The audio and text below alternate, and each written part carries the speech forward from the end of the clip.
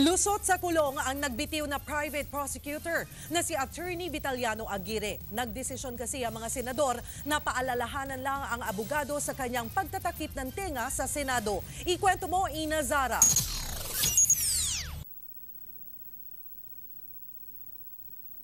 Isang polo, pantalon at isang pares ng pantulog para sa overnight stay sa Senate Detention Cell ang inihanda ni Marisa para sa kanyang mister na si Attorney Vitaliano Aguirre. Pero ang maletang ito, hindi na nakarating sa Senado. Inanunsyo kanina ni Senate President Juan Ponce Enrile na pagsasabihan lang ng impeachment court si Aguirre bilang parusa sa pagtatakip niya ng tenga habang naninermon si Senator Miriam Defensor Santiago. In order not to create any further friction in course of the trial, as well as to quiet the issue already.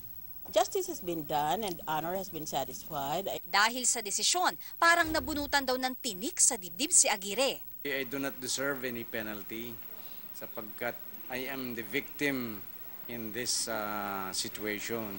Muli pang giit ni Aguirre, wala siyang pinagsisisihan sa kanyang ginawa. May patama pa nga siya sa senadora.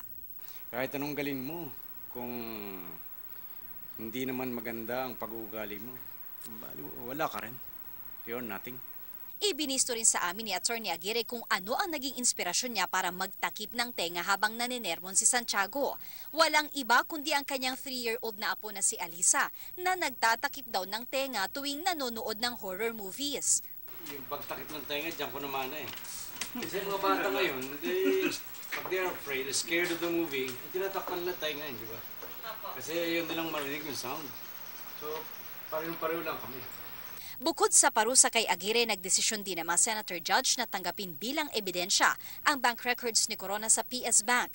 Yan ay kahit naging questionable ang source ng mga dokumento. At para mapabilis ang trial, balak ng mga senador na gawing umaga at hapon ang paglilitis simula Lunes kung papayag ang magkabilang panig.